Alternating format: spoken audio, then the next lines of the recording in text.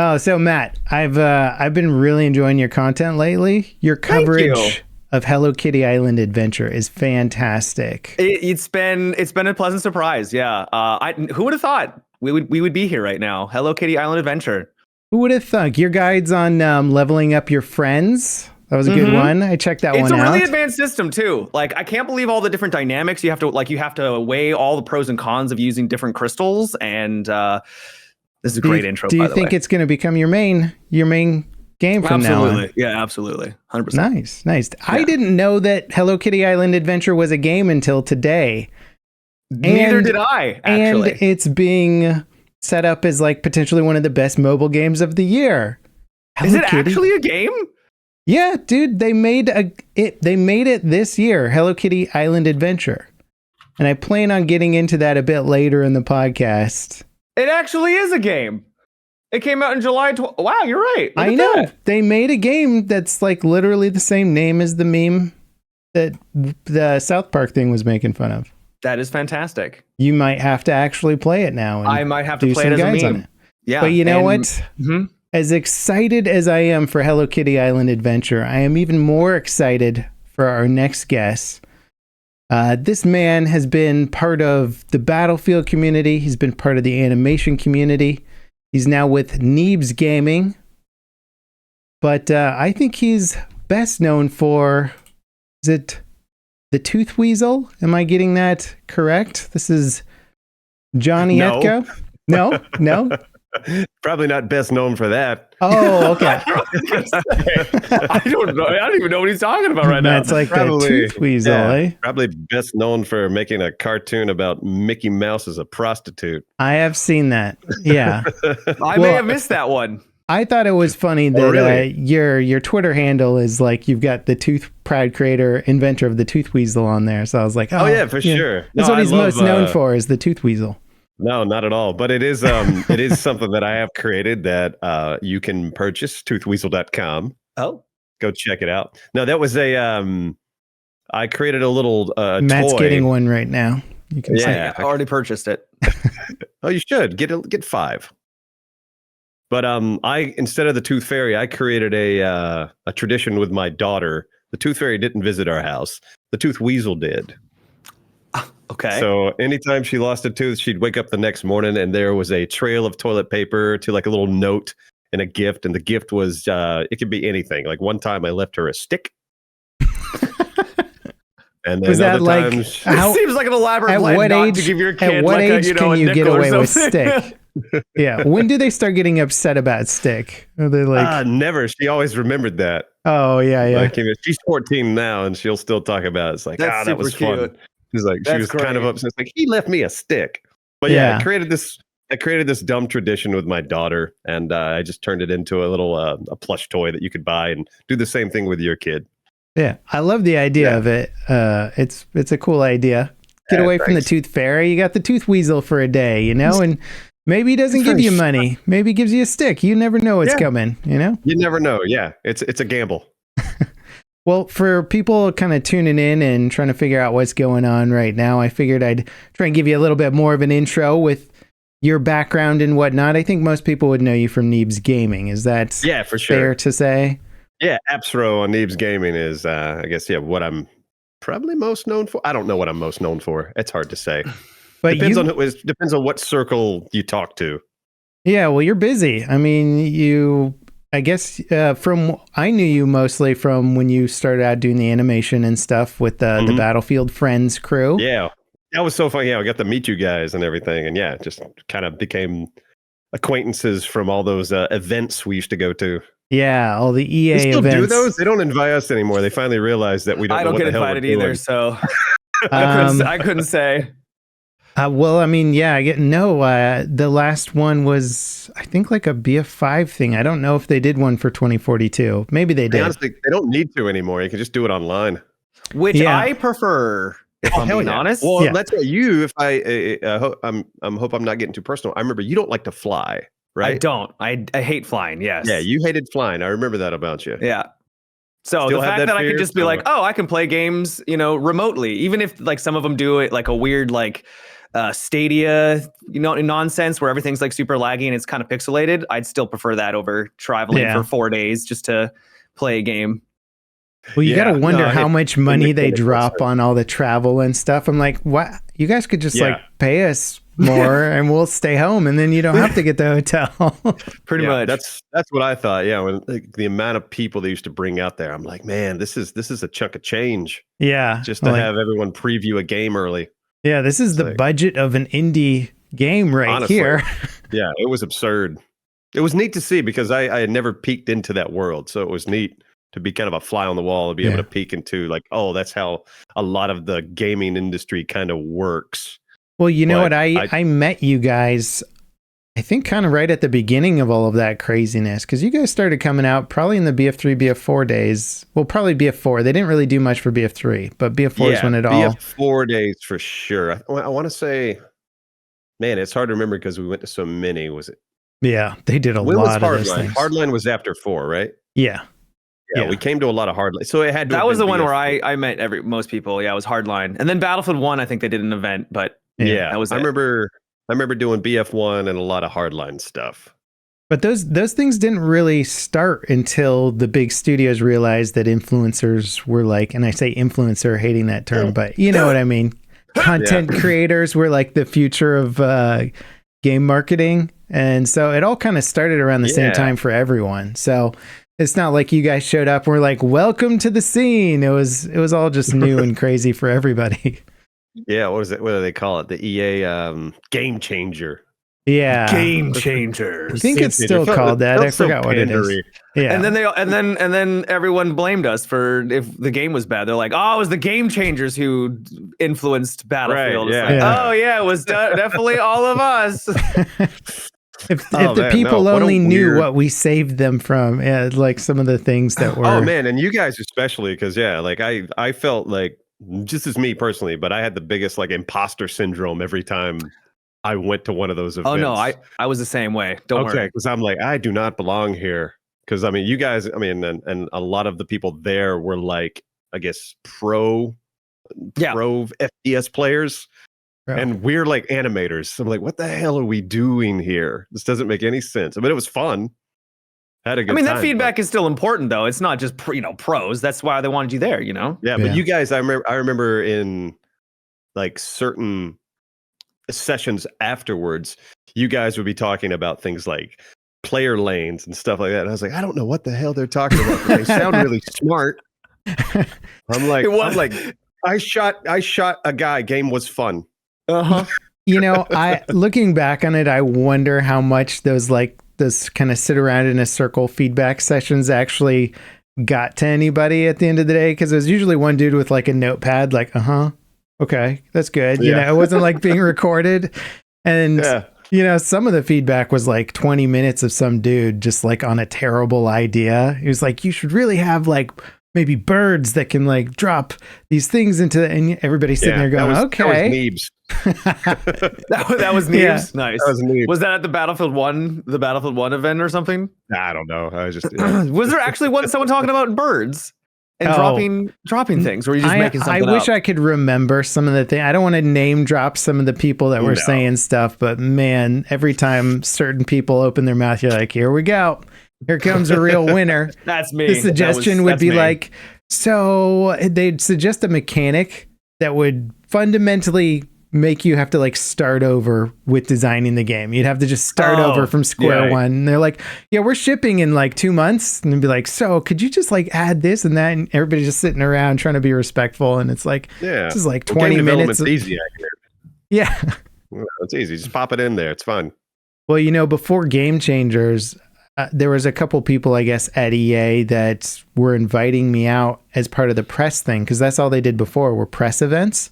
Mm-hmm. And the press events were just insanity. There were like, I remember there was like Playboy bunnies there. There was like gamers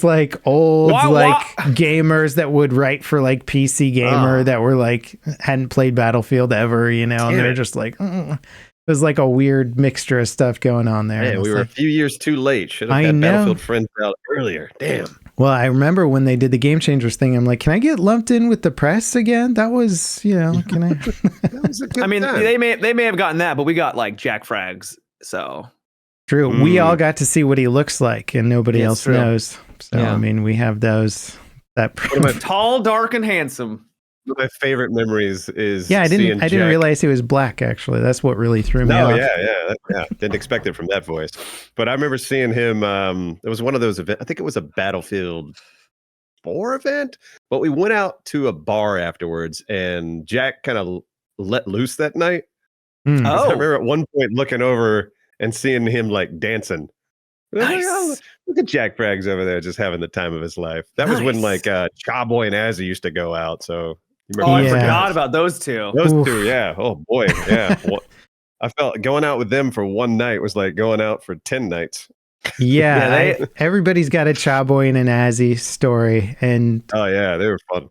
Their accents are so thick, and you go out to a bar, and like all these women just come up to them because they're like, "What accent is that?" And I remember we were just at a bar, and some chick took her tits out right there, like for him, and I was like, "What's happening right now?" And it's the like insanely thick Scottish accent that nobody can understand. They're like, "Oh, something about it, man. Something about it." Yeah. Never have I spoken so many words of English to somebody and not understood what's being said. No, not at all. Could barely parse them. Yeah, I think I'd get further along with somebody speaking Spanish or something. Mm-hmm. Maybe he's been trying to learn Spanish. He's been doing Duolingo. Like he has a Duolingo streak. I wish I could remember off the top of my head what it was, but it's insane. People go nuts on that. Straight on Duolingo. Why is Duolingo? Does he need it for something, or he just enjoys it? He just enjoys practicing, trying to learn Spanish. I think like that's his kind of like down the line goal is to retire in a country that's Spanish speaking. Oh, so he's just gearing up. Yeah, but yeah, it's neat. It's like just that's. I've always found that fascinating. I mean, so many people are multilingual, and I'm not because I'm dumb. It's because we're American. Yeah, every other country has like they've got their native language, and then they have English because it's just the way the world works, I guess. Yeah, well, in a lot of the countries, you're surrounded by so many different languages that you just I gotta learn them all because like, I hear them all the time. Mm-hmm. It's fun to travel. It is. So Matt. I'll admit I did. Oh, did you want to ask Matt a question? No, yeah. So Matt, you don't like to fly. Do you like to travel? I mean, do you take road trips and shit? Not really. I just sit in this room all day and play video games. I wish I was more adventurous, but no, I really don't. I haven't gone on vacation. I haven't been on vacation in a long time to the point where I don't even remember the last vacation was. So it's not healthy. When was the last time you were outside of your city, Matt? Ooh. See, now I'm just going to look really pathetic. So I make fun. This is a regular purpose of the show is making fun of Matt. Yeah. Where do you guys live? You guys are. It's 6 o'clock. Rather not. I've got his address here. I'll put it up on the stream. Yeah. Gotcha. We're West Coast. Pacific Northwest. I don't mind. I'm in southern Washington, really close to Portland. There you go. So you guys are way up there, or you're way up there. Matt, you're a mystery. It's pretty close. I can drive to Matt's house if I want to. There you go. It's a long drive though. I did go to Matt's house once. Yeah. We had a long. I remember segueing to a thing we're probably going to talk about later. I remember it was like, God, it was a long time ago. This was when I was back on YouTube. I was with it was literally early days. So it was probably 10 years ago, legitimately. Yeah. And we were talking about Star Citizen and how excited we were for the game and what it could be. And we were talking just 2 about years away. It was just 2 years away. And here we are, all these full circle. We're still talking about Star Citizen these days. We're like, it looks really cool. I can't wait for this game. For the first time, checking out that the single player trailer, I was like, okay, this is where they're going. This looks cool. Yeah, totally. I'm kind of like, I'm curious. I'm sure it's going to release and be a mess. I'm curious to play it like almost like Cyberpunk. Like it's going to hit, and they're like, all right, that looks neat. I'm going to play it 3 years later. I hope that's not the case, but you're probably right. I hope so, but we'll see. Like the entire Star Citizen game, it's gorgeous. I love the way it looks, but Like I'm almost more fascinated with the story of Star Citizen than actually playing Star Citizen. Yeah, like the story of how it has been created. Like how it's been created, like the ongoing tale of how this game is evolving from what it started as to be crowdfunded and like now where it's at. That's kind of the ongoing joke within the community. Is it's almost as fun playing Star Citizen as it is to talk about Star Citizen. And the guys who went to the fan con were, I was interviewing them while they're at the con as like sort of reporting things. They're like, oh man, the worst thing about this con ending is that I'm going to have to go back home and play Star Citizen. It's like, oh yeah, that sucks, dude. Damn. Here we are talking about how great the game's going to be. And then I got to go home and actually play the game. Oh, that's going to suck. Do you guys play it on Neebs Gaming at all? No, it is. It's something that we definitely have our eyes on because I've seen video of what you can do with the webcam.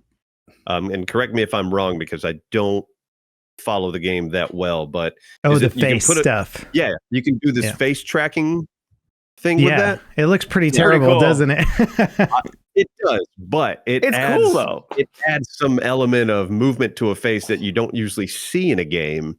And so we've definitely got our eye on it. Like we want to play that sometime once the game is finally at a point where it makes sense to just jump in, have some fun, and then get out. But yeah, we would love to do it where we can record our faces and actually have our facial features, our faces moving on the characters as we're playing. Like, I love to get your take on it because that's like the main feature you guys are interested in. Like that's for us because other people are like, I can't wait till like the whole universe and server meshing and like the procedural. And you're like, yeah, but when you can make goofy faces and just like do weird stuff with your character. Neebs Gaming's whole thing is a cinematic story. You know, we take video games and kind of try to do this cinematic thing with them. So having characters whose faces can move, that would just take that could take a cinematic video to another level. Yeah, it's like a extension or an evolution of Let's Play. It's more involved than a Let's Play. Yeah. Yeah. Well, I can't wait for when you can hail a ship and then your picture comes up on the screen and you're like, oh my God. But it's like Captain Matimio and he's like, hey, how's it going there? Or what are you doing in this sector? That actually would be really cool. That would be sick. I think that's the plan as far as I know. But the FOIP stuff, face over IP is what they call it. It's got some work, you know. You gotta set it up properly, otherwise your face is doing all this like wide-eyed and like your teeth are like, showing, you know, for some weird reason. We played with stuff. You guys have seen like Face Rig on Steam. And that does something similar where, it's like, okay, the facial tracking technology, it exists, but it's not that good yet. They got a ways to go. It's still in its infancy. Yeah, but it's going to get better and better. I mean, man, have you guys seen Lex Friedman's podcast with Mark Zuckerberg where he's showing off the Oculus 3? And that, like, it's going to get to that one day. That is wild. That stuff is really cool. I wish it wasn't so terrible to like hook it up to a computer and actually get it working. I've been recording stuff with it lately and it's like, okay, now launch this program and then open that and then close this one over here. And then you have to reroute all of your audio and then you have to set the resolution properly. And it's only going to record from your right eye in this game, but it'll record from the center on this game. And the field of view is going to be all janky. And so I recorded all this stuff and I was showing things that I could see in my vision. And then I realized the recording had none of it in it because it was out of the field of view of the actual thing. And I was just like, oh God, it's so painful. It's probably great if you just like boot it up and don't connect it to a PC and just go through the little apps in the menu and just play with friends. But for actually using it to like make content with it, I hats off to people who do it on the regular because it's like it's a nightmare. And that's something too, like is probably still in its infancy. Yeah, I don't know why. Sure. You think it would be better by the Oculus, the Quest 3 or whatever. You'd think they'd have it. But still, like, it's not been that long for VR. Like, it's still been a while. It's been a while, but I remember back when I went to Mark II, the Oculus Mark II on my shelf back there. And I think I got that maybe 8 years ago or something. Has it been that long? A while. It has been a minute. Like I have the HTC Vive, like the first run. And yeah, I've had that a hot minute. I mean, I guess when you put it like, I think the reason why I feel like it's still early on is that there's not a big push for AAA games to make their way into that market. And so a lot of the stuff you find is indie games or tech demos, and it feels more like a tech demo platform than it is a full-fledged, we've got like hot games coming out sort of a thing. Yeah. So I think that's why I still have that feeling. Yeah, no, that's very true. Like the only game out, like Half-Life Alyx is probably the biggest VR release as far as like this is a full game. Right. Yeah. I mean, there are some great experiences and there are some great like smaller games, but yeah, nothing to that like AAA scale. Mm-hmm. And there's no haptic feedback, when I do the VR porn stuff, right? You're trying to grab things and there's no, your hands are just flying through space. You're like, oh man. I'm waiting for brain dances like in Cyberpunk. So, there we go. Oh yeah. I want to experience all of what life has to offer through other people. Good. That's when we really will become vegetables. Everybody's just going to be laying on their bed somewhere, just like, I'm in virtual space, man. Pretty much. That's Cyberpunk re-release, man. That's probably my game of the year right now. Oh, I'm surprised it didn't make it to the game of the year finalist because I really liked it too. It's an odd. It's a DLC. It's a DLC, and also like, yeah, because the game didn't come out this year, right? So what the DLC did, and it was I would compare it to. It was comparable to other big AAA games that came out this year. 100%. Is there a best DLC category? I don't think so. It might be in that. Best expansion. Yeah, it's sort of like the foreign film awards of the the movie awards, whatever that event show is called. They always have the weird category that nobody's paying attention to. It did get nominated for something. I want to say it got nominated for best story. Right. Yeah, it did get nominated. It didn't get enough nominations to make it into the finalists, which I was surprised by. But there were a crap load of really good games. The finalists are insane. I've got them here. We've got Alan Wake 2, Baldur's Gate 3, Spider-Man 2, Resident Evil 4, Super Mario Bros, and then Zelda Tears of the Kingdom. So you're like, Tears of the Kingdom was pretty damn good. It is stacked. Yeah. I mean, Baldur's Gate 3 is winning, but it's stacked regardless. Yeah. I haven't even played Baldur's Gate 3, and I'm also sort of in agreement because I've just seen enough about it that I'm like, how did they do all that? I don't get it. It seems impossible to create a game with that kind of depth. Yeah, I'm still working with my way through it. I'm playing it with a group of friends. Oh, nice. We still got to be at the beginning. Like, we're just kind of... Do you know what act you're on? Chopping away. No clue. We're just chopping away at it. Yeah. Every, maybe once a week we might hop on and play for a few hours. I love the story and the narrative. Like, I'm super intrigued by the combat's not my favorite because it is very slow. Fair. Like turn-based, but I can certainly see why people love the game because just playing one night, a crazy story will happen. Yep. Like, we'll go into this town and one of my friends will end up like pissing off some local kids and then walk away. The next thing I know, some cops are coming up to me and they're like, hey, we're going to throw you in jail. And I'm like, what for? It's like, the local kids told us you're a thief. Like, what? So like dumb shit like that. Like, okay, that probably can't happen in most games. Yeah. And it's very dynamic. Get these little dynamic stories that pop up and like, I can see the appeal. Yeah. What game lets you try and communicate with a squirrel? Not many. Yeah. You can try and have a conversation with the squirrel and the game will do its best and to facilitate that. I think you can talk to almost every animal in the game, I think, if you have the right spell or ability. Yeah, that power. Yeah, the animal. Well, what's funny is you can try and talk to a squirrel if you don't have the ability. And then the squirrel will just bite you or something. Yeah. Yeah, there seems to be so many options, and that lends itself to so many playthroughs. Yeah, no, it is probably going to get Game of the Year. It feels like a leap forward. It feels like a leap forward for not just CRPGs, but just what they created, just like their workflow, whatever they did. The fact that everything's voice acted and it's beautifully voice acted, and there's facial animations. They're not just wooden. The camera moves dynamically, and it feels like you're a part of it, and it's not just, I'm in Starfield and then I'm switching, and I was about to say Starfield, beautiful. Man. I tried, I played maybe 40 hours of Starfield, and it was like, oh, it was okay, but jumping from Starfield to Cyberpunk, it was like, oh yeah, my you're God. like, oh, here's the big boy game. Yeah. It was immediately like, man, Starfield's like talking to mannequins. Yeah. It really feels so outdated, and just we had that exact same conversation once Cyberpunk came out. Okay.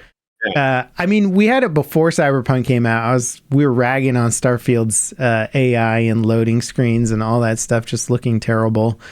And I was kind of blown away by people calling it game of the year and like 10 out of 10 and all that stuff. It's not even nominated. It hurts kind of a little bit. Yeah. I was just blown away by the reviews initially for the game. I'm like, this is not like that level of game. Like, it's neat. It's got some neat stuff in it, but like, they didn't involve the tech at all. They're like, so use the same exact engine from 10 years ago. Everybody good with that? All right, cool.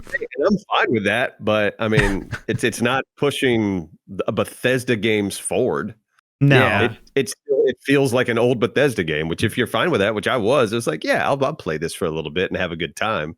But then, it's just that transition from a game that feels like that, Cyberpunk, or even Baldur's Gate, where there is so much acting and dynamicism in the performances. Like, man, it feels like a lot of these games are moving forward with games, like they're evolving and they're changing for the better. And then you have Bethesda that feels like they're just kind of stuck in a rut with their past. Like they're like, this worked for us 10 years ago.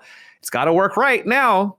And it's starting, it's feeling dated. I think their next game, if they don't evolve it enough, if they don't evolve the next Elder Scrolls, it's probably going to suffer, would be my guess. People will be like, I don't know if I'm ready for more Bethesda jank of this level. Because even Starfield was janky, despite it being the least buggy Bethesda game in forever. You're like, well, it's not buggy. That said, though, it is Elder Scrolls. It is going to sell more copies than God. Like, it's going to be ridiculous. Let's be real. Bethesda fans, they're used to the abuse at this point. It's true. And I think they kind of like it. They're maybe down deep. They like getting abused. I don't know. Yeah. So, do you go by John or Johnny? I don't think we ever. Well, John. Yeah, that's just what most. Call me John. John. But it's John. Okay. Jonny Ethco is my personal YouTube handle, and then there's Appsro on Neebs Gaming. I did not really think out my branding from the start. Otherwise, I would have picked one thing and stayed in that lane. That's okay. Neither did I. Yeah. Matt's name is is it an O at the end? Is it a 0? How do you say it? Terrible. Nobody knows how to say his name when they meet him. I don't even know how to say it. Neo. Yeah, but you've heard it, right? If you didn't hear it, you'd be if you haven't heard it before. Yeah. All right. I guess maybe some people. Matimo. Matimo is one I get a lot. Yep. Matimio is another one. Yeah. Right. Yep. Right.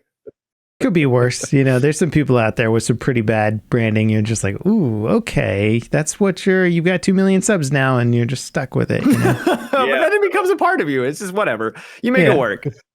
So some 50-year-old named Poopy Head or something.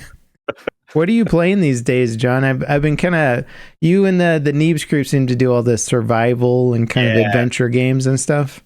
Survival games are our jam, man. I think, we just kind of fell into that niche because that's probably our favorite stuff to play. I think our favorite game collectively is probably 7 Days to Die. It's a good game. Yeah, that's a great game. And it's just getting better and better with each update. I only recently tried it for the first time and I got completely sucked in. That's all I played. And I think so they correct me if I'm wrong. You're probably much more knowledgeable on this. They added in a skill system where you leveled up and it goes all the way to 100. You find skill box or skill magazines around the map and stuff like that. Yeah. The skill books. That's Alpha 21. That's the latest update. Yeah. And so that's when I started and I was just all in. I just love progressing and getting slowly better and better gear so I can go out and do harder missions and stuff like that. My only big critique was the performance, really. And graphics, but the performance was pretty rough. It's a pretty old game. You think it would run better by now, right? Yeah, they're still optimizing it. Well, I like a lot of the old crappy games. The hardware just gets better, and then eventually they run well. And you're like, hey, this game's pretty good. And you're like, yeah, well, if you played it when it came out, you'd be getting like 20 FPS. But that one's still not quite doing so. No, it depends on where you're at on the map. Like if you're in the middle of the city, it definitely chugs because it's trying to load in, 30 buildings around you. If you're out in the middle of nowhere in the forest and there's only a couple of cabins or whatever, it runs pretty smooth. Yeah. But as far as we love that game just because there's so much and the mods. Darkness Falls is a very popular mod for that game, and we've become friends with the mod creator. He actually joins us on one of our series. And once you start playing the Darkness Falls mod, and you're like, okay, I can't go back. Like this guy has taken 7 Days to Die and just made it so much better. I've heard about Darkness Falls. Could you clarify like the big selling point for it? It was basically a collection of mod put together by this gentleman called Kane, and he's taken 7 Days to Die, and it really does stuff. It ups your inventory slots. It adds different zombie types. It adds old zombie types that used to exist in the game, and he's added new zombie types of demons. He's also added like just different vehicles like cars, helicopters, all this stuff that you're like, man, I wish this was in the game. He added it in there. Nice. There's a great fire mod that wood, grass, anything will burn, that the fire will spread. It just adds so much chaos. Oh, I love that. I love any game that has like naturally spreading fire. When they added that to Battlefield 4, I think, on like the Metro rework, and the grass would catch on fire. It was just like every game needs it. Yeah, it is fun. Like it always makes me think of like Far Cry. Yeah. Pioneered this like idea of spreading fire. That was that game. That was the Far Cry where you were constantly sick the whole time.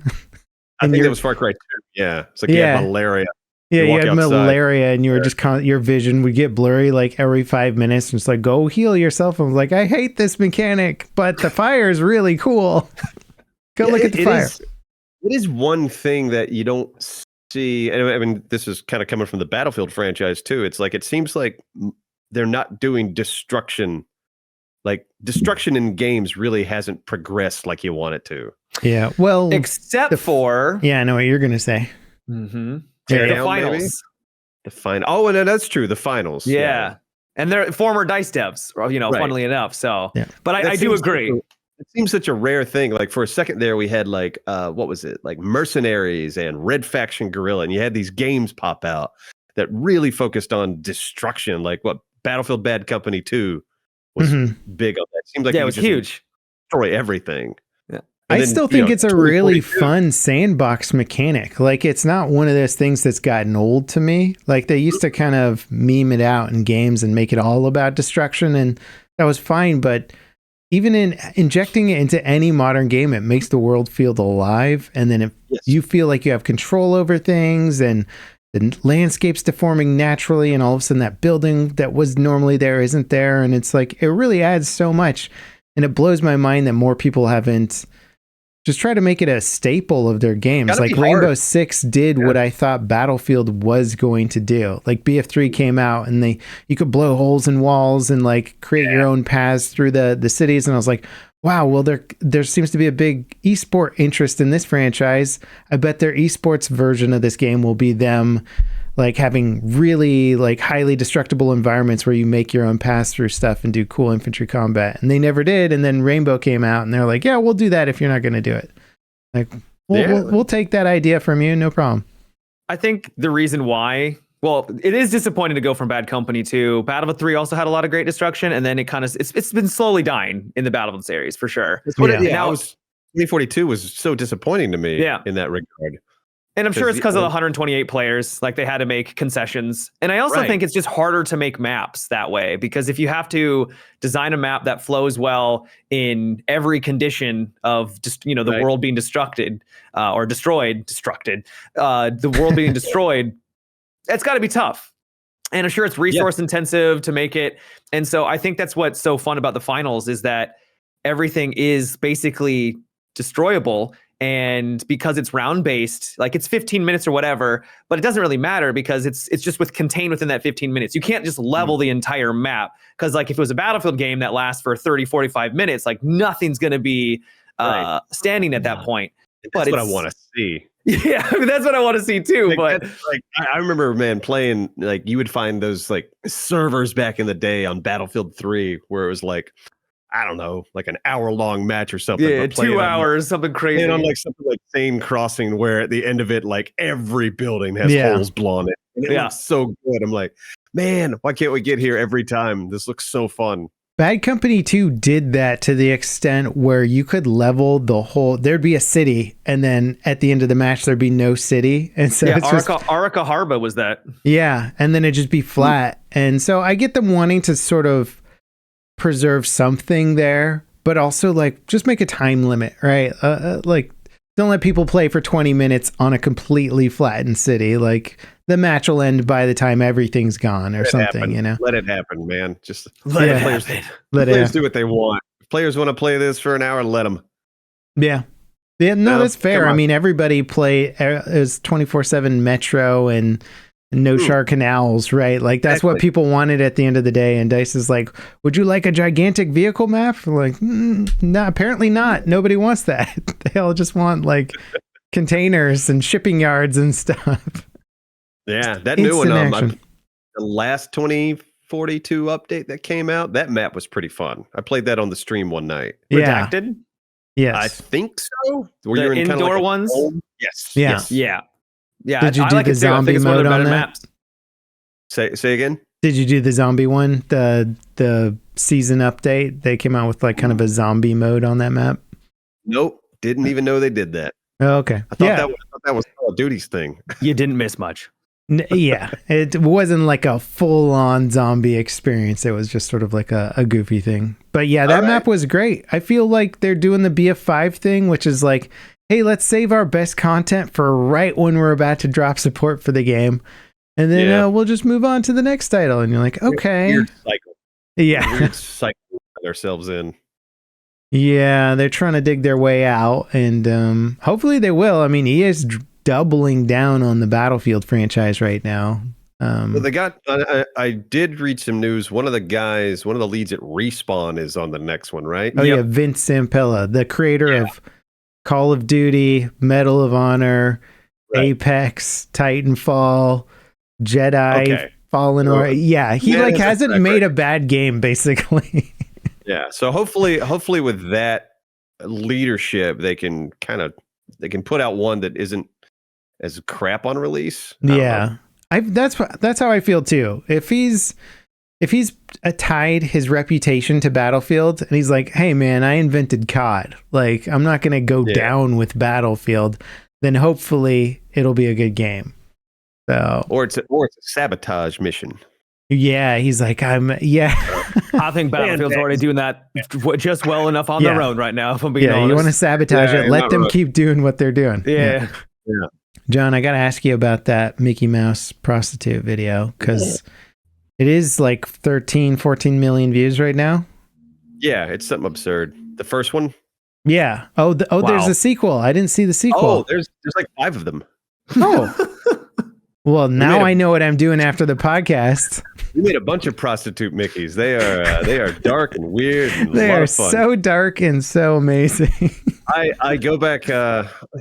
I feel like I rewatched them like 3 years ago, and a lot of artists are like, "Oh, I hate watching my work," but I watched them 3 years ago, and I genuinely laughed at most of it. I was like, "Okay, these hold up. These are stupid and fun." Well, I was catching up on some of your work before the podcast, and I was actually laughing out loud at the Mickey Mouse ones. They're pretty amazing. Yeah.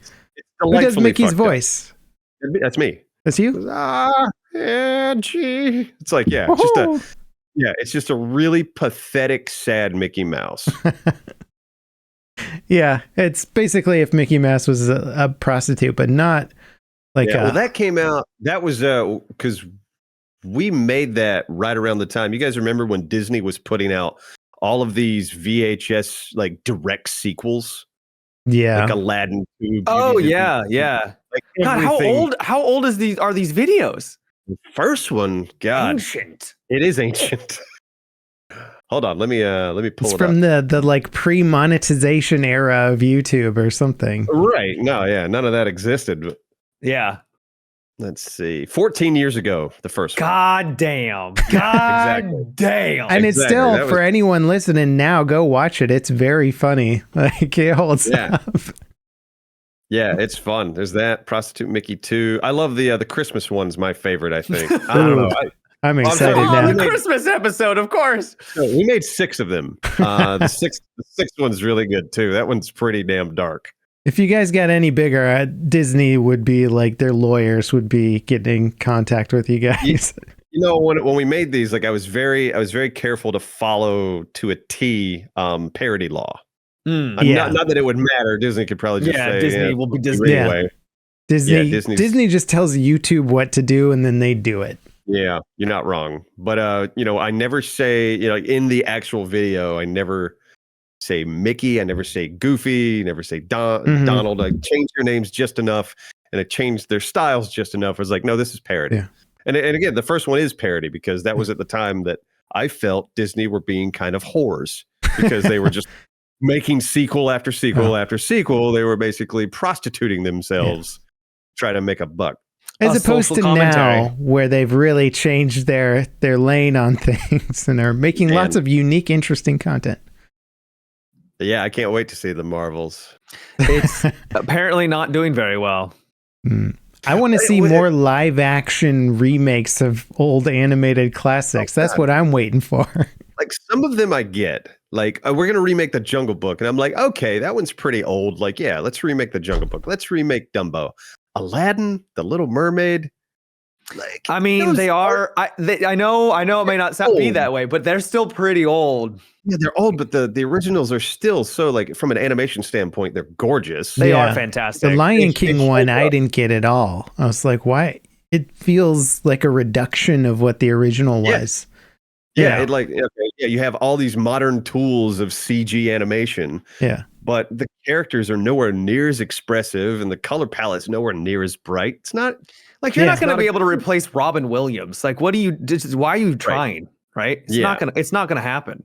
Yeah, it's just it's an odd decision. I mean, I get it. It's Hollywood, Disney. It's all about making a movie is a gamble, and you want to gamble. In order to hopefully you get the best return on a franchise that's known.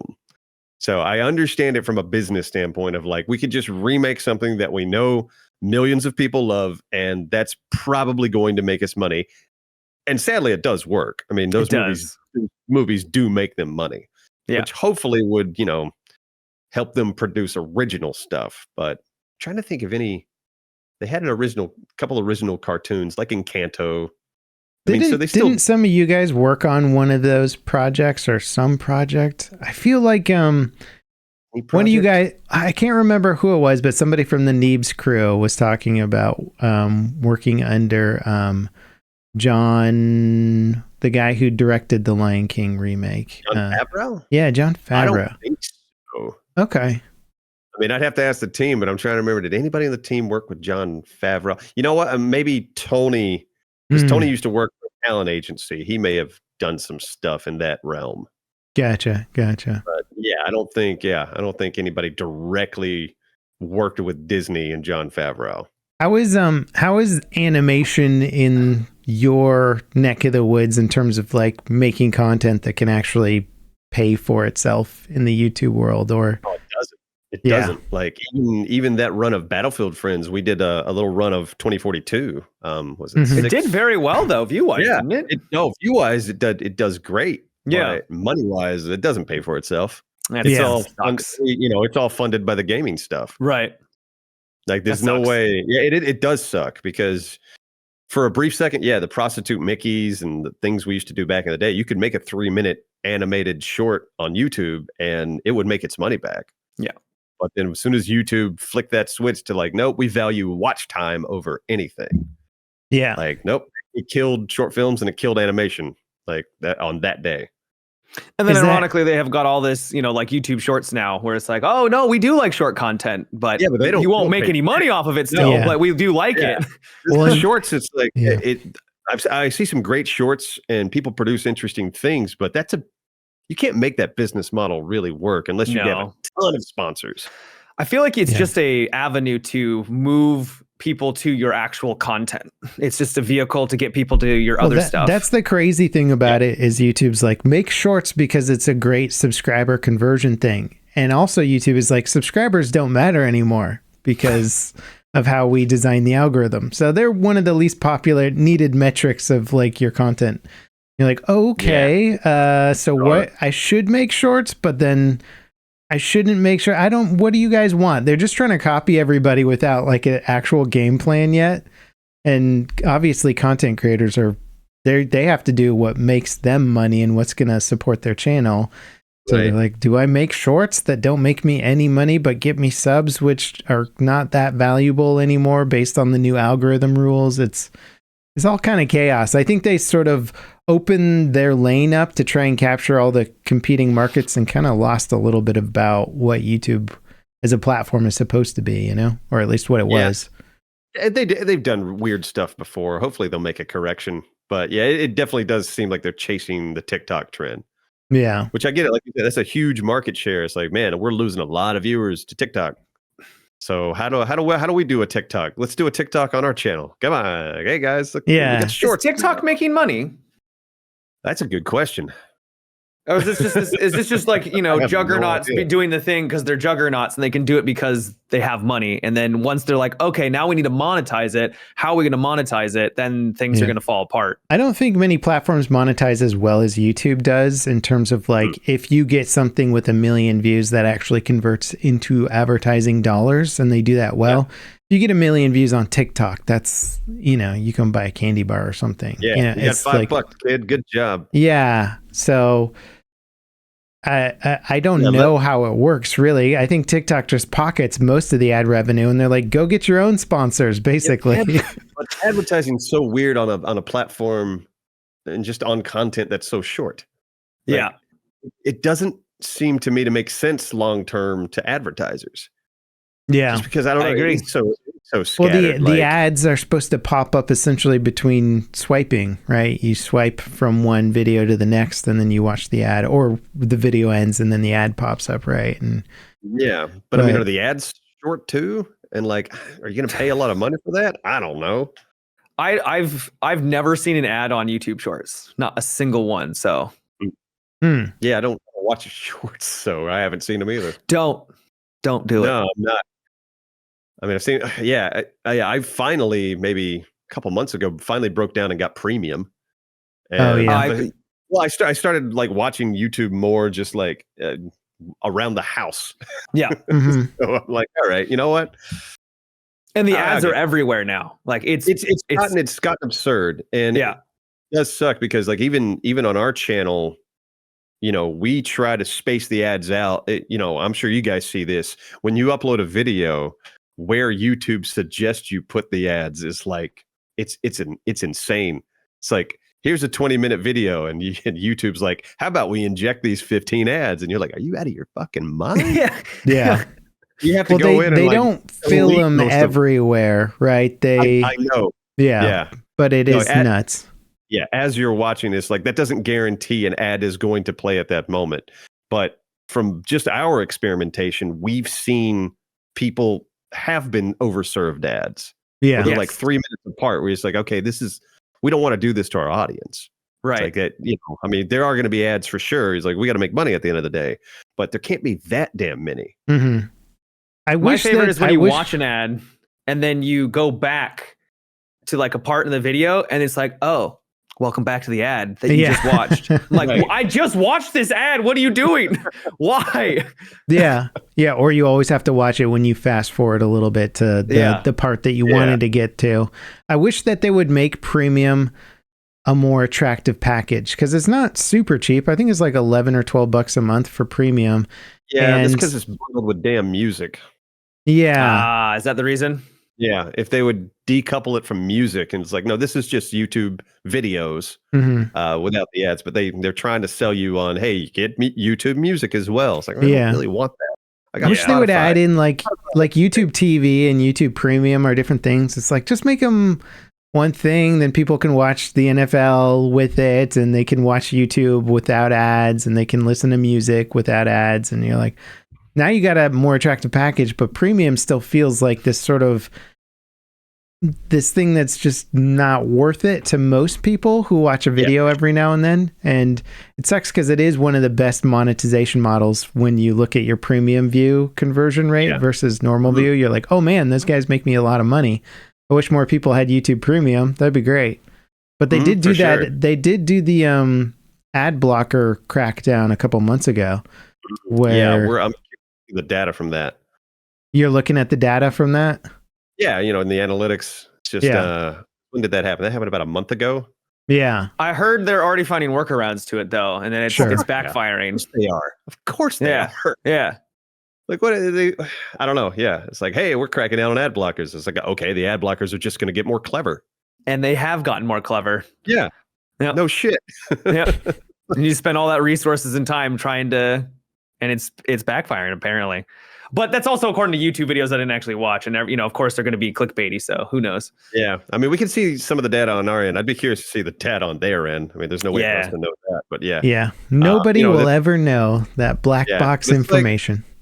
It's like the Netflix subscriber crackdown. Everyone was like, oh, fuck Netflix. We're leaving Netflix. And then Netflix posts record profits. Mm-hmm. Yeah. Next quarter, you're like, well, It was kind of disheartening to see that. It's like, oh, great. Cool. They're getting away with it. Awesome. Yeah. It only gets worse. Yeah, it's just like, when you see, I mean, we've seen it in games, battle passes and all this shit. Now they're everywhere. It's getting aggressive. Yeah. Why don't I just play the games where, you buy a spaceship for like $500 and then you got no room. You got no room to talk level. Yeah. These battle passes, they nickel and dime you, man. I'd rather just spend it all up front. Just get it out of the way. And then I got a cool virtual ship. Yep. Yeah. Those ships are sweet. I've seen the videos and I'm like, damn, that looked good. They're very cool. Are they $2,000 sweet? Not to me, but hey, to but only crazy people have the $2,000 ones. We have some of them in chat. Your money, hey. Yeah. So speaking of cool overly monetized games, everybody's talking about the next greatest Modern Warfare 3 multiplayer. Yeah. I played it for about 30 minutes before the podcast. Oh, you actually played it? A little bit. Yeah. I tried to get into it earlier, but technical stuff was going on. But yeah, I got into it. It looks like a Call of Duty game. It's because it is a Call of Duty game. It plays very much like a Call of Duty game. It's probably the safest COD they've made in a long time.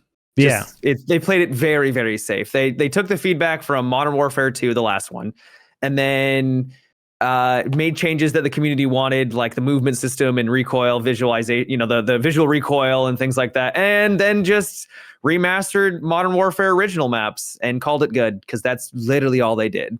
So, yeah, it's one of those games where I like shooters where it feels like you need to approach, you look at the environment and then you go, okay, how should I move through this environment to optimize my chances of survival and like achieving my objective? And COD is just like run forward as fast as possible at all times or hide in a corner for the whole match.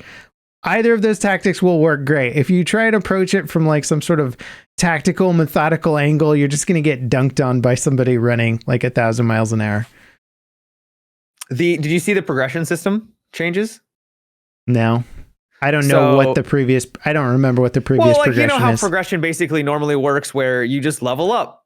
So you go from 1 to 55 or whatever, and you get guns and you get things. So this one, you get challenges, and you have to complete challenges. You're right there, John. Yeah, I'm sort of in the same ballpark with you there, John. It's. Modern Warfare 3 to me is like the Fast and Furious movies. They're going to make another one, and it's going to just appeal to the same crowd that watched the previous ones, but it's going to be trash at the end of the day, right? It's going to be it's going to be awful. Yeah, but it's got that sort of like, I'll watch Vin Diesel go to space right? Like I'll watch that for a laugh. You know, why not? Why not? That's kind of what COD is to me right now. It's like, yeah, I'll log on, I'll play it for a couple rounds, I'll have some laughs, you know. But no, I certainly see the appeal. I could never get into battle royales, and I think for the reason you kind of mentioned that, yeah, there's no strategy to it. There's no, and maybe I'm wrong. Like some of them do have strategy, but I always felt like no matter what I did, I would just get shot in the back of the head. It's tough to do about it. I do like battle royales. I don't love COD's battle royale. I like Battlefield's battle royale a bit, but the strategy is either you overcamp or or if you're moving too slowly, somebody runs up on you and then gets you or whatever. Yeah, and I don't like that you can't respawn. And that's me. It's like, I like, hey, I want to die, respawn, get right back into the fight. Die and get right it's back a very old school mentality for gaming. Yeah. Everybody wants ultra punishing now, you know. You step on a stick. I don't need Dark Souls in my first-person shooter. Matt's a big Dark Souls fan.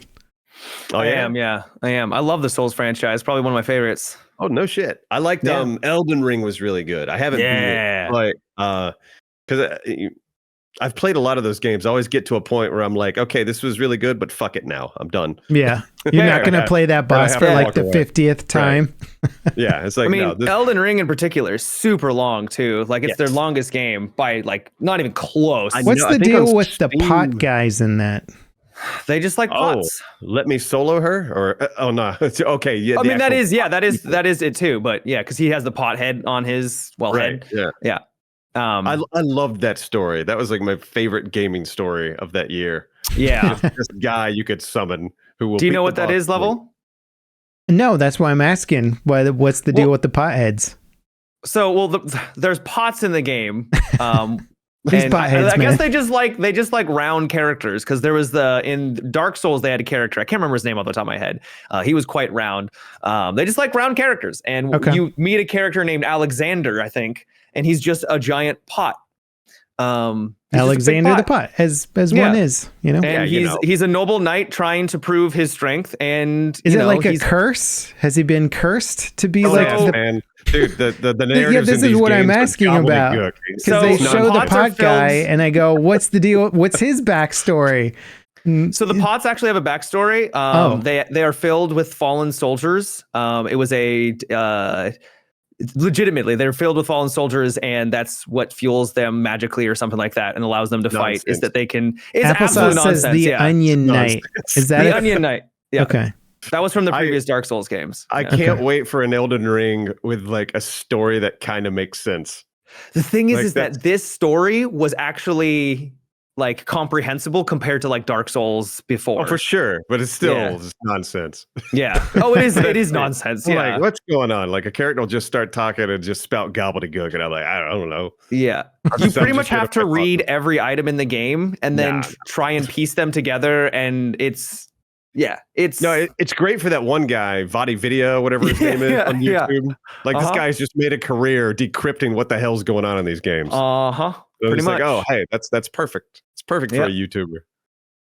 I love them so much, though. Yeah, no, I love the gameplay. The gameplay, especially Elden Ring, because that was the first one where, because of its openness, like you could head a direction and kind of hit a wall. Like, okay, the boss over here is too hard. I'm going to go that way. And this way is a little easier. So I'm going to play over here a little bit. And then I'm going to try to work my way that way. I loved that design so much more than the Bloodborne and Dark Souls. The sense of exploration was incredible. Insane. It's what I like. I like Zelda, and I like the new ones where it's open world, but I felt like it feels very shallow. And this, while you can still see the game, the fact that like every corner there could be a dungeon that you find, or you could descend into a hole, and then we're going back to holes, LevelCap, and then all of a sudden you're like, this is an ongoing theme of the podcast. So apparently I describe things in holes. Don't worry about it. Anyway. Oh, okay. Right. He was going on how exciting it was to crawl into holes in games for like a while. And now I just had to call him out on it. I was like, Matt, what is it with you and like I went back and it was like 2 times I said it. And he's apparently, he harped on it. Anyways, but the sense exploration is incredible in that game. And it's hands down one of the highlights for sure. I agree. I love that there's no just like blinking yellow marker. Yeah. Like he's seeing all these games like, go right here. Here's where you got to go. Like it gets rid of that and just says, here's a world, go nuts. Yep. Yeah. And you actually learn the map too. You get very comfortable with it. And it's great.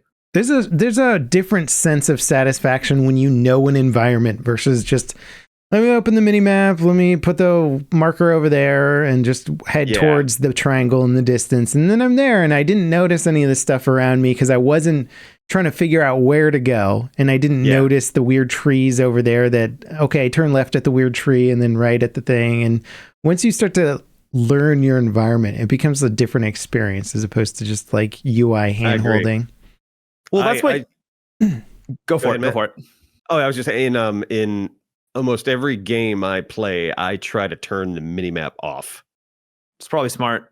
Just by, I enjoy that. I enjoy trying to learn the environment rather than having the minimap tell me where to go.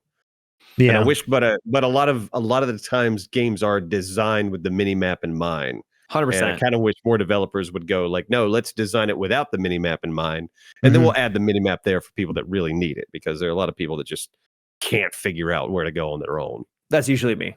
I think the market for that is starting. I think gamers are getting a little more wise about what they like and what they actually enjoy. And the market for that type of stuff is increasing. I know the next Stalker game is coming out soonish, and that's a game that's always been about like, let me open up my PDA and like move around and see where I need to go. Okay, it's over here on this road, but then when you go there, it's not going to set up a waypoint for you. You're just going to have to like look at the environment and be like, oh, there's the road that I think I'm supposed to be hitting right now. And you're actually, looking at a map and trying to navigate your way around. The world's more immersive when you do it that way. Yeah. Elden Ring was so damn. The big example that comes to mind for the counterpoint, not counterpoint, but like the opposite end of the spectrum is Ubisoft games. Yeah, it's like Far Cry. Yeah. You open up Far Cry and you just look around, there's just pings everywhere. I'm like, and then it doesn't become, you don't even see the environment anymore. You're just going to the destination. So you're just like, oh, this is pretty, but you're not like, you don't actually explore the environment because everything is going to be pinged. You know that there's nothing there because it's not on your map, right? I've always hated a lot of Ubisoft's UI decisions. Yeah. Yeah. Because their worlds really are crazy and they have decent characters and writing, and the combat's fun and kind of like evolves randomly. They got destruction and weird crap that happens in the middle of a firefight, and you're like, whoa, I wasn't expecting a gas truck to explode and then like have to change my tactics. But then in between that, you're not looking at a map and being like, okay, I think we take like Forest Road and then take a left at this big rock over here. You just look at the waypoint. Sometimes there's a line on the ground and you just follow the line to your destination. And it's a gorgeous looking environment that some poor dev spent like thousands of hours putting together. And you're just like, team, they know what they're doing. That Ubisoft art team, my God, their worlds are, like you said, they're gorgeous. They have a weird production setup there. Pandora is coming out too. Oh yeah, the Avatar. That Avatar is stunning. It looks great. I want to turn off the minimap and run around. It is. I worry what the UI design is going to be. I'm like, oh God, is it just going to be full of the same thing 1,000 times? Probably. Probably. Yeah, that's the problem. Is making a game without UI requires a bit more attention to nuance, right? They gotta.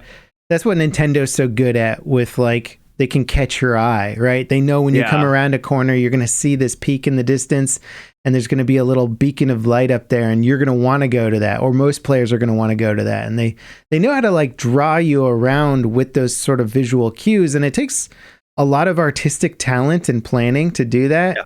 And then, a Ubisoft game is like, they got teams all around the world, and they're shifting people between projects. I remember getting a little bit of an insight into how their company works, and they can get like 1,000 devs to shift over to a project within like a month and like just crank out content like crazy, because they'll set it up where they have everything that needs to be done in like the format that they're used to, and then they'll just throw devs onto the project, and then that'll get generated and then they go away. But it kind of steals some of the fun nuance, I feel, of game design, right? Where they're like, yeah, we can make these big massive projects that are loaded with content, but it doesn't quite feel as clean, or like one dude with a cool vision is in control of it. It just sort of feels like a game designed by a committee, Yeah. A camel, right? Is the Have you guys ever played the Outer Wilds? I've seen videos. Did. It's the puzzle game, yeah? It's a puzzle game set in space. Where I played a little bit, but I didn't finish. I need to because it was very good. That game spoiled me on exploration and just from a game design perspective, it is perfect. It doesn't tell you anything. It just is like, go out there and explore. Just do it and then figure it out. Is that like the Myst approach to gaming? A little bit, maybe. But man, for the first hour, you're just kind of scratching your head like, what's going on here? But then you'll discover something. And you'll go, oh, that's intriguing. And you just go down this rabbit hole. Yep. And then there's no upgrades or anything in the game. The only thing you can upgrade is your knowledge of how the universe in that game works. Yeah. So you'll discover something that'll just like flick a light bulb on. You're like, oh, now I know how to get here and here and here and do this and that. And it's incredible because you can beat the game in 15 minutes if you know exactly what to do. Oh, really? Wow. The intrigue of that game is just figuring out what to do. And the upgrades are just knowledge based. And it's so fucking good. It's like, it's up there. Like it is one of those ones like I would love to play it again, but once you know it, you know it. Like, right. I wish I could wipe it from my mind and jump into it again because it's an experience. And they have one of the best DLCs too, the Echoes of the Eye. I can't recommend playing these games enough. Outer Wilds and Echoes of the Eye. It's just incredible when it comes to map and game design. The soundtrack's also fantastic too. Yeah. I'll have to look that one up. Or put it on my list rather. Yeah, I always saw the videos and I just didn't know what to make of it. It just looked kind of wild and fun and cool, but like it's hard to tell, especially with a game that has that kind of knowledge or that kind of depth to it. How do you convey that in a video, right? How do you make that cool in a trailer? Yeah, play it. You know what? Give yourself a good 2 hours one day. Put some headphones on and just zone in. Yeah, and like after 2 hours, you'll know if you'll be sold or not. Yeah. Now, a game that I haven't decided whether or not I want to play it yet, but I have been a fan of the movies is the Robocop, the new Robocop game. Oh yeah, I tried the demo. Oh yeah? What'd you think? Have you guys played it at all? I beat it, yeah. Oh shit, you beat it. I did. Demo I'll play some games over. He's a gamer. Matt's a gamer. Yeah. Gamer. You don't travel. I don't do anything other than game. That's my one quality, I guess. He wakes up, he turns on the computer, he turns off the computer, he goes to sleep, you know. Just Hello Kitty Island Adventure and everything else. Yeah, Robocop was a pleasant surprise. You played the demo, so you kind of had a gist of what it had to offer. Yeah. It was more of just the demo, but it had a surprising amount of you could tell that they liked the franchise and that they sure. It had some soul to it. Yes. What caught me off guard is you're basically just playing as a giant tank who walks around and shoots people in the face. I mean, that's basically, or in the nuts, right? That's the game. There is an appeal there. I get that. There is an appeal. So the combat isn't like, it's not great. But what was fun is the story is just nonsense. It's like, it's Robocop. That's what I wasn't expecting, at least from the demo. Like the first level, like going into a factory and shooting guys. I was like, that's amazing. This feels like Robocop. And then all of a sudden I was at the police station. Yeah. I was like, wait, what are we doing now? I gotta go talk to the chief, and then I gotta go talk to a guy down here. Oh my God, they're doing this. Yeah. So it's got. What's fascinating is that your decisions actually have an impact on the story, which I was not expecting. No. So there's like 2 mayors and you kind of endorse one. If you give people tickets or you interact with people, that will affect the world and how you can give people tickets in this game. Are you traffic cop, Robocop? Yeah. No, you straight up. You literally will do like police work. Wow. Domestic disputes and stuff. You just show up and they're like, yeah. Now I want to give it another shot because I was turned off by the art or the conversation again, like Starfield, the mannequins. It is more of that. So if you're expecting, it's definitely, and actually that's what it reminded me of. It reminded me of older Bethesda games but on like a smaller scale. So you're in like you're in Detroit in a small section of it, and you're interacting with a lot of the same characters around the town. And so you kind of get to know them a little bit better with the side quests, and some of them are good, some of them are trash.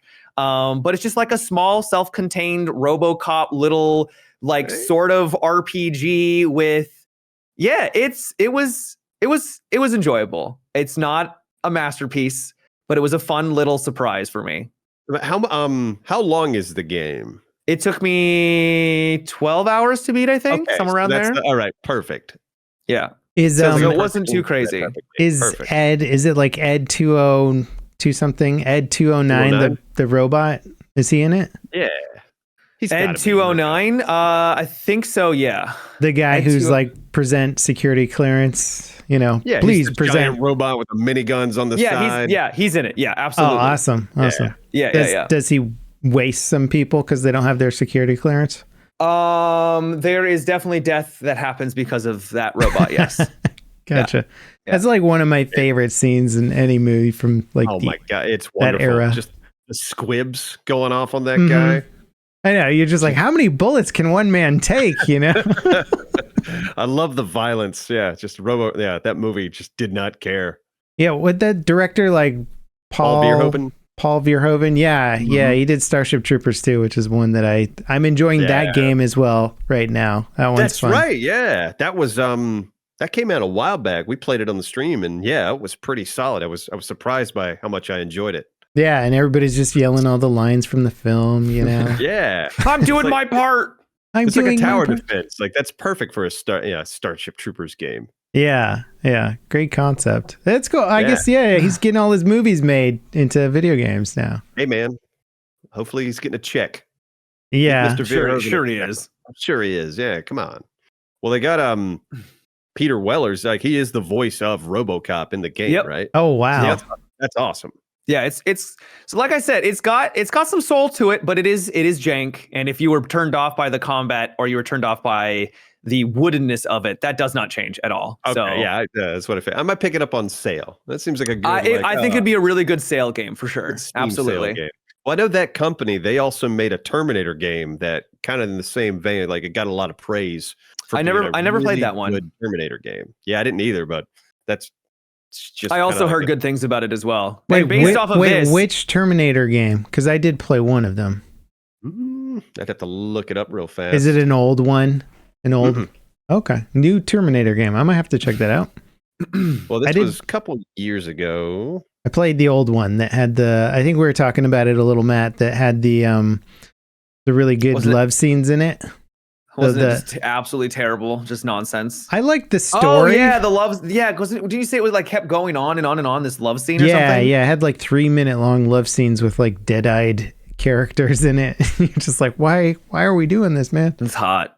But the story was cool. It's what I wish all the Terminator sequels had been. Was like a good story to Terminator 2. Yeah. Instead, they're all just like terrible like variations. Yeah, so Terminator Resistance was the name of the game. It came out in 2019. I've never heard of that. Yeah, I think that's the game I played. I think I played Terminator Resistance. Yeah. Okay, first-person shooter. Yeah, it was supposed to be pretty good. The story is good, but it's jank. Jank. Yeah. All right. I think it's based on how you're describing RoboCop. I think it kind of has some of that same similar. Woodenness. Yeah. So if you really liked Terminator 1 and Terminator 2 from a like just film and narrative perspective, it does like what I think is the best continuation of that story of any piece of Terminator content since Terminator 2. Because I thought Terminator 3 sucked. I thought most of the sequels were kind of garbage and they just didn't. They kept like changing how time worked in the show. Yeah, like, is it linear? I'm with you 100%. Yeah. Is it like a looping timeline or is it different universe timeline? Like you got to pick one, and like the writers just didn't seem to understand that there was a difference. That's why time travel sucks. They didn't know where to go. Yeah, they didn't know what to do. But this movie is cool. It's like, or this game was like focusing on the war of the machines, right? You are the resistance. That's cool. In like destroyed LA or wherever they are. I think it is LA. And you got your purple plasma rifles and the hunter killer robots are flying over. And so like that part of it was really cool, but it just was kind of jank the whole time through. So I was like, I love this story. It's too bad that it's connected to a relatively janky game. And then one thing that was great that I've already told Matt about, but you bed like 3 different women over the course of the game. Yeah, that's what I want in my Terminator game. It's totally what you want, but they play a acoustic guitar version of the Terminator 2 theme song while it's happening. And the scenes are like 3 minutes long. And you cut between multiple like QTE positions or something. You start in different positions, and then the camera fades, and then you're in a different position, and you're just like, "What is happening right now?" This is a 3-minute long love scene with like mediocre looking AI in the game. Just pixels, just doing this. Oh no! It is worth. I did a review for it back in the day, and I showed some footage of that. If you want some quick clips of Terminator Resistance love scenes. I think I'll pass, but thank you.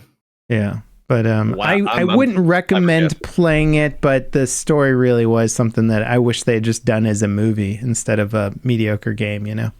What if there's a YouTube video, like someone's just taken all the cutscenes and slammed them together?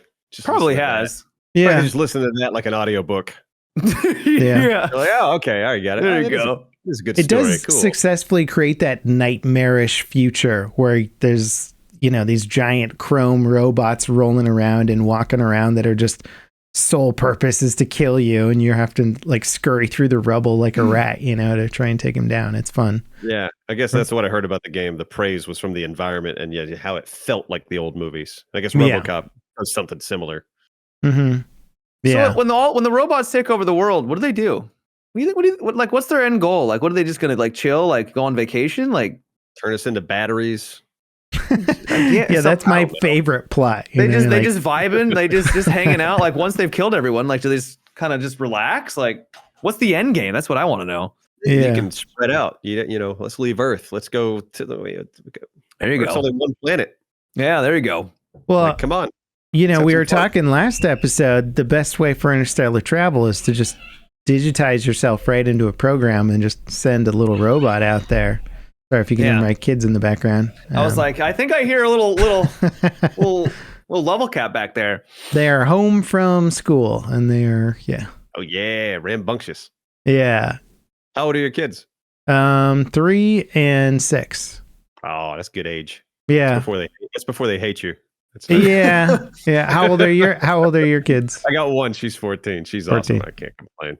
Yeah. But she's full on teenager right now. She'll be 15 in a month. So yeah. Okay. I'm getting a preview with a 3-nager right now, so I'm getting the sort of what's in store for me. I'm like, this gets better, right? This is gonna mellow out. Yeah. It's a challenge, but it has moments. Yeah. Well, it's good to talk to other content creators who are also dads. I feel like the creator space is interesting on it's such a demanding thing for most people, and that it's like, hey, you guys like working 80 hours a week, right? All right, you're gonna do great here. And you're like, okay. You want to try to have a family? I will say that is what's nice. That's what's nice about our group is because you guys are very unique. Yeah, and because there are a team of us, we're able to kind of share the workload.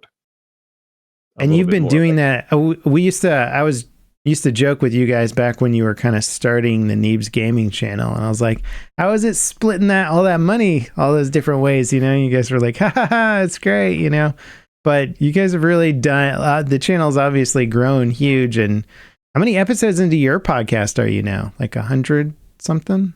I have no idea. Been doing it for a long time though, right? Yeah. No, we do a podcast every 2 weeks. I have no idea what episode we're on. Yeah. But I'm not in charge of that. That's Brian. Do you Neebs Gaming full time? Yeah. Yeah. And everybody there is full time. Mm-hmm. Yeah, we're all full time. That's awesome. Cool. Produce stuff. Yeah, it's great. Because there's us. We lost Tony. Yeah. I'm sure you guys saw that. Yeah. Yeah, so, we did. We're 5, there are 4 of us. But now we have 3 editors, and we got kind of a Aztecia, who's sort of our. She hate me if I said this, social media manager, but she does a really good job communicating with people, because that's where we are not very efficient. But yeah, I can relate. Yeah. Yeah. That's an art form, man. We got a good team. Yeah, no, and she's amazing. But yeah, we got Anthony, who's fantastic editor, Ada Hops, she's a great editor, and Jack. And then now we got Slippy, Justin, who doesn't work with us at the office. He's remote. He lives in Virginia. And we're in North Carolina, but he's been doing some editing for us too. It's cool that you guys have an office for that too. You know, I mean, most people would just be doing it remotely and whatnot, but that's a pretty sweet setup you guys got there. It's a tiny space, but we're only there, and the entire team's not there once. I mean, the 4 of us are. Yeah. But the editors kind of come in and out based on whatever we are recording at the moment. But we only get together at the office twice a week. Oh, really? Interesting. Yeah, the rest of the time we're in our office, or we're at home doing our editing. Well, what do you do? Is the office just to play, or is office just for recording games and content? Okay, gotcha. God, that'd be such a cool, unique way of doing it. It's literally a LAN party every time you're recording. Matt, we could do it, Matt. Just move up here. We like being together. Like, you know, when you can look at each other and yell at each other and throw shit at each other, like it changes the dynamic a little bit. For sure. It makes me envious, man. I mean, it's like people who didn't grow up doing the LAN party thing will never quite know the magic of getting together with a bunch of gamers in like a giant room and yelling at each other and doing all that stuff. About it. It just, it's a different energy, because when COVID happened, we were separated. That was for the first time. We had to figure out, how do we record this remotely? Oh, interesting. You could feel it in our content. It's like we're not together. Mm-hmm. Right. Like, I don't know. There's just there's something about of all being in a room that just has a better energy than being separated. For I can sure. see that. It's cool, man. It's like all the other gaming channels, I can't think of any off the top of my head that are in the same rooms doing their stuff together. I mean, maybe there's a couple podcasts or something, but I think for the most part, everybody kind of groups up with their friends remotely, and then you record your content, and then that's kind of unique. Well, our whole situation is kind of weird and unique anyway, because we were, short filmmakers and editors who just kind of were thrust into this weird gaming world. Well, you guys were all friends before you started this, right? Or So, and most people who are going to be creating content, like they meet online, like Level, me and Level. So it'd be really weird for us to team up in a room, when we're first getting started. But you guys, like you said, you came from a unique situation. So yeah, we used to make like local film festivals and stuff. They'd have like 24-hour film festivals. We used to do shit like that. It's just like, hey, let's just get together and try to make sketches and have a good time. And then, the internet popped up, and it was like, oh, we can put stuff on here. And then, we got into animations. And then, like, I have one on my channel, Mad Mario, that blew up. It was like, oh, animations about video games. And we all started playing Battlefield together. It's like, we should try an animation about this Battlefield game we all like.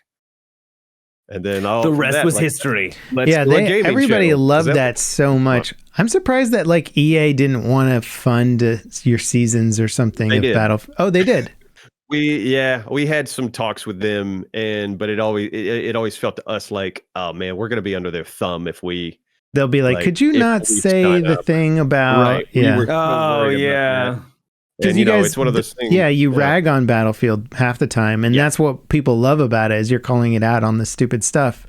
Well, it's because it's relatable. Those dumb moments that happen all the time. Your episodes would come out and you'd be like, boy, this DLC sure is fantastic. I love this new progression system where you can unlock the new golden AK skin, Right. That was a legit fear. It's just like, oh, that's fair enough, man. We're going to become an advertising arm. Yeah. But, I mean, the prospect was cool, because at the time they were talking about, you would launch the game and you would go to the splash page, and, maybe Battlefield Friends episodes could be on the splash page. Like, that'd be cool as shit. Yeah. But at the end of the day, it was like, it wasn't the right decision for us. And also the complexity, because Machinima helped us produce the first several seasons. Yeah. Oh, I forgot about you guys had to buy it back from them, right? They wanted to be involved too. Yes, we got it back from them because they shut down.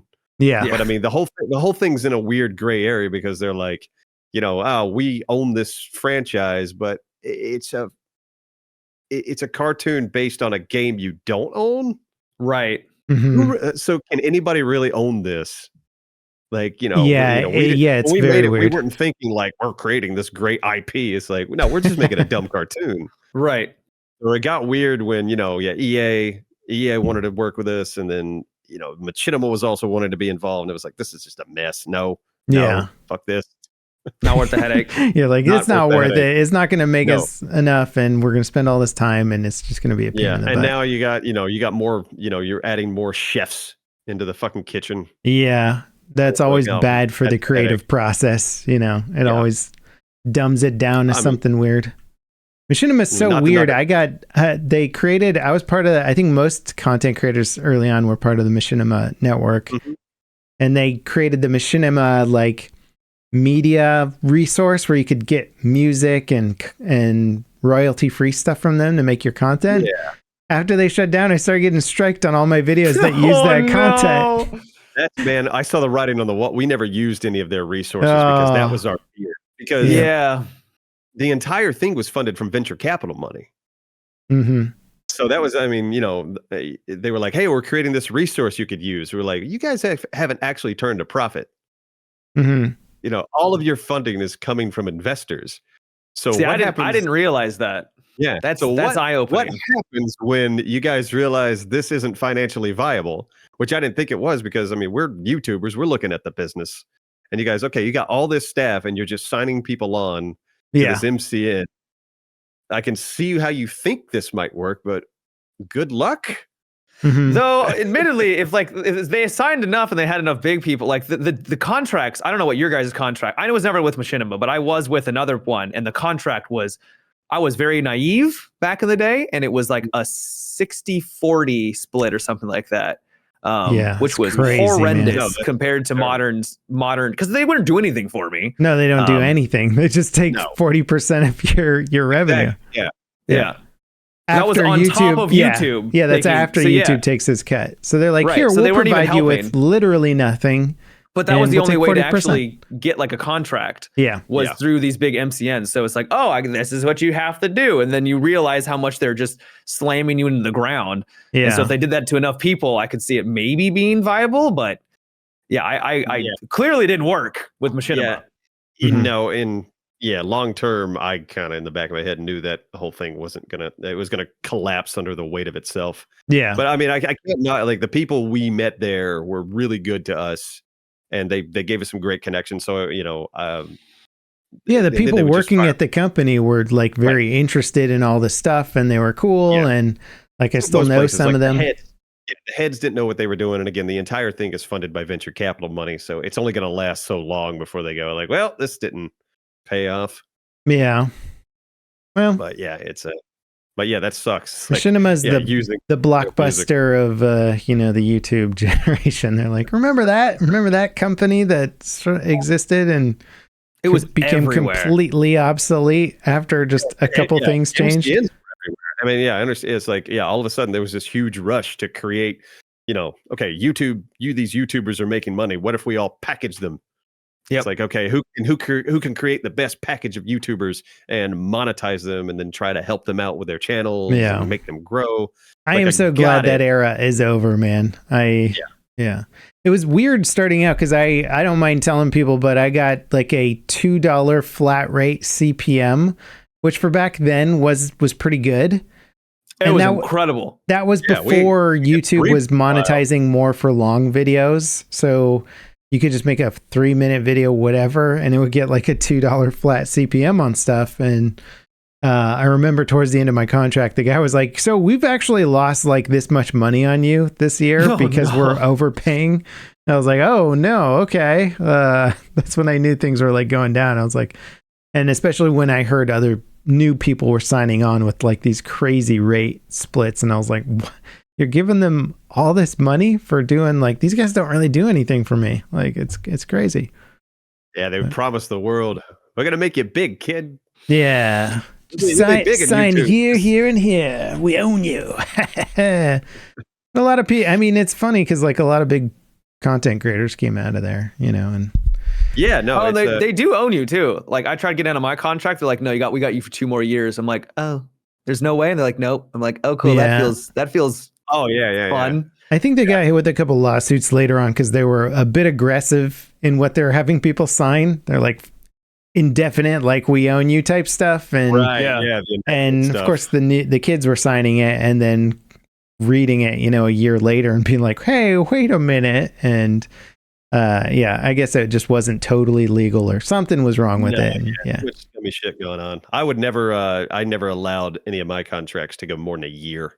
I was like, that's all I'm ever. That's my cutoff. That's smart. Yep. Like, I'll do a year, and then we'll see where we're at after that. And like, hey, you don't want to sign up for 5 years? Like, no, I don't. 1 year's fine. Can you imagine 5 years and then something happens and you're stuck? Ugh. Honest to God. It would completely change it could completely change your trajectory on stuff, Yeah. And also it's like, I kind of looked at an MCN of like, no, you guys work for me. Like if I'm giving you this split, I expect you guys to do shit. And if a year goes by and I go, well, you guys aren't really doing shit, I'm out. Yeah. Yeah. Well, it was much better now because you just sign up, you hit the little benchmarks on YouTube to get monetized, and then you're monetized. It's not some political thing or you got to know the right people. It activates, and then you get big enough, you can get an agent or an ad company to represent you, and then they'll bring you the ads or whatever. Yeah, I guess it depends on your level, but yeah. Depending on I feel like a lot of those agents, the MCN people, went to the talent agencies. Yeah. Like, we don't want to do shit, but we want to sign you up. We'll make you big in Hollywood, kid. Yeah. Sure. But it's a little better where at least the agents only get paid if they bring you an ad, That's true, yeah. As opposed to like, we'll just take a cut of everything. No, that's not how that works. Like, you bring me an ad, you get a cut of the ad. So you actually have to do something at least. That's true. Yeah, that's a much better deal than a revenue split. Yeah, the insane revenue split with some hollow promise of like blowing your channel up. We're going to feature you and you're going to get so much exposure, man. Those exposure dollars, right? Oh man, I've made so much exposure bucks.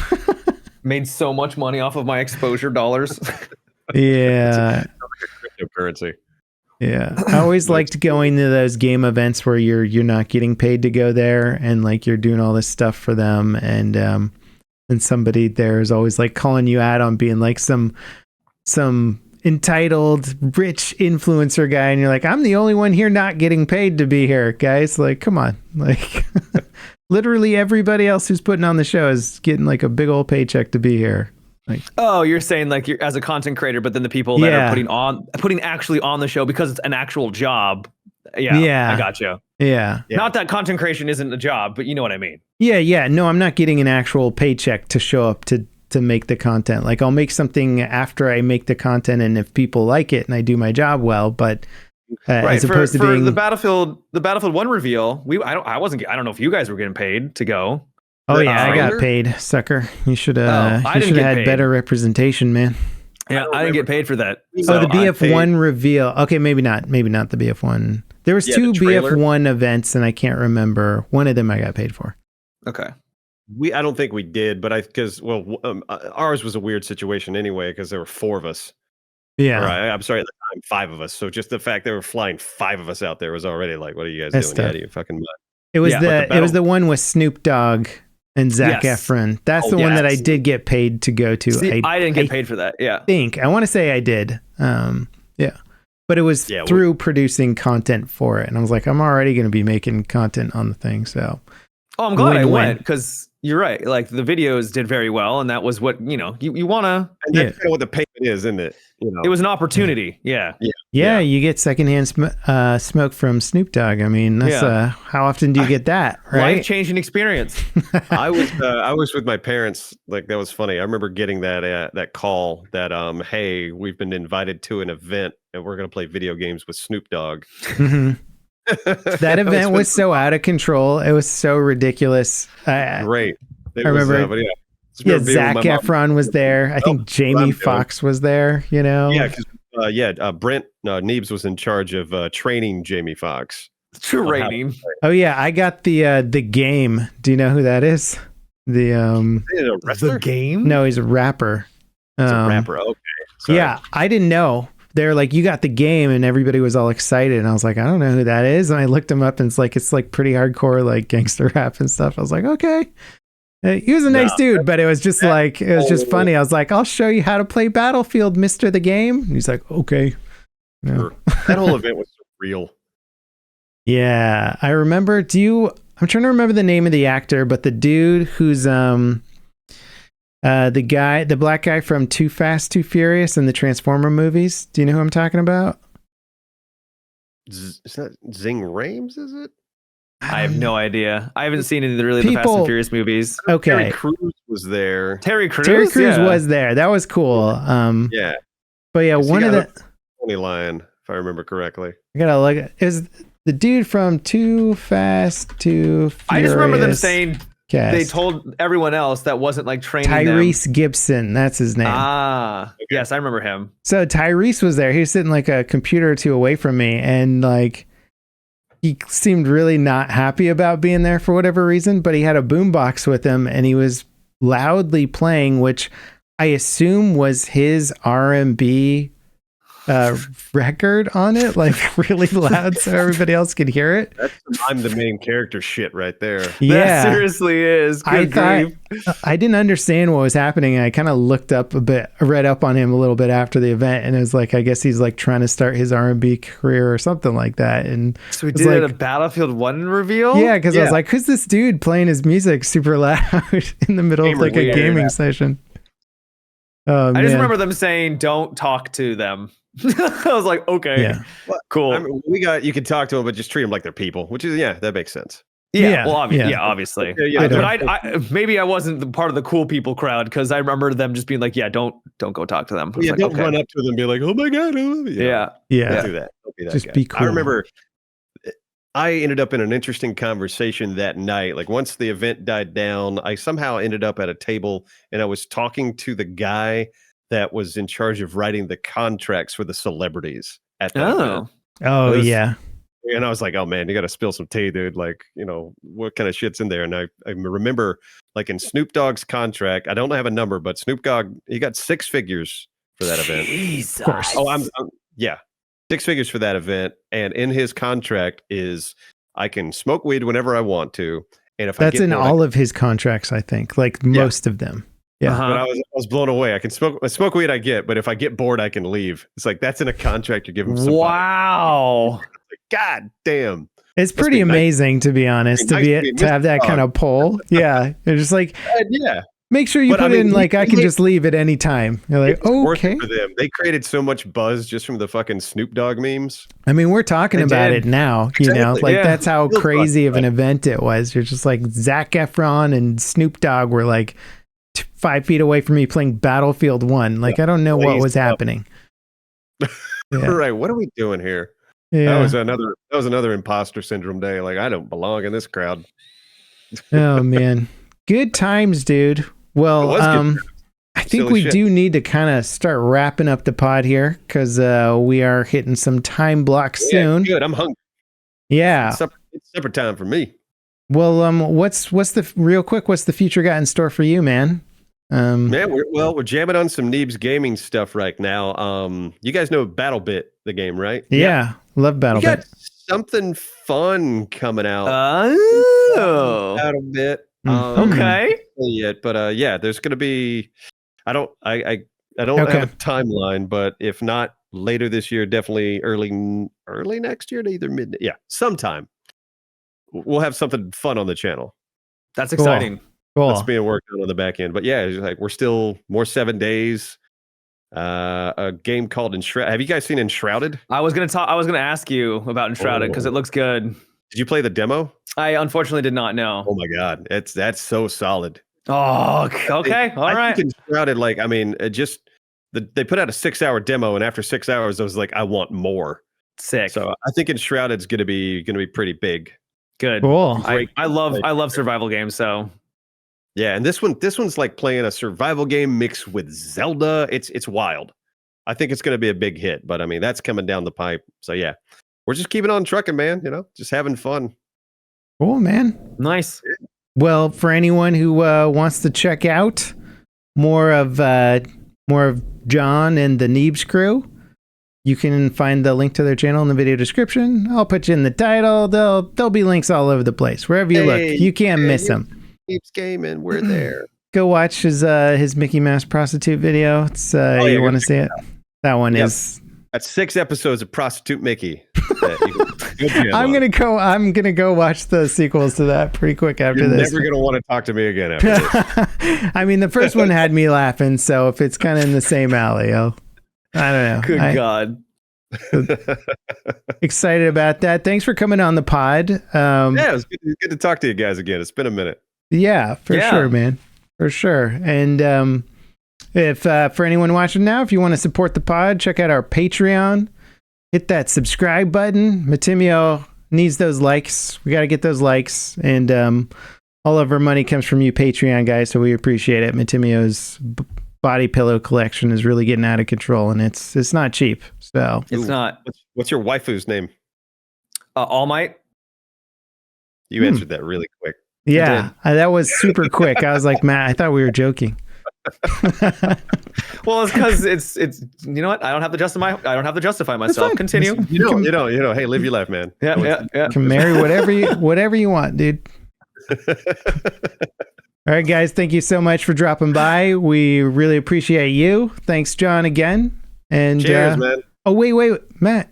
Our ending advice. You need to give people advice so that they can live their lives, with words of wisdom. So I got one. Okay. Yeah. So what is the most important step a man can take? A step forward? You would think it'd be the first step, but it's actually the next step. One step forward. Yep, the next step. That's my advice. Okay. The great Dalinar.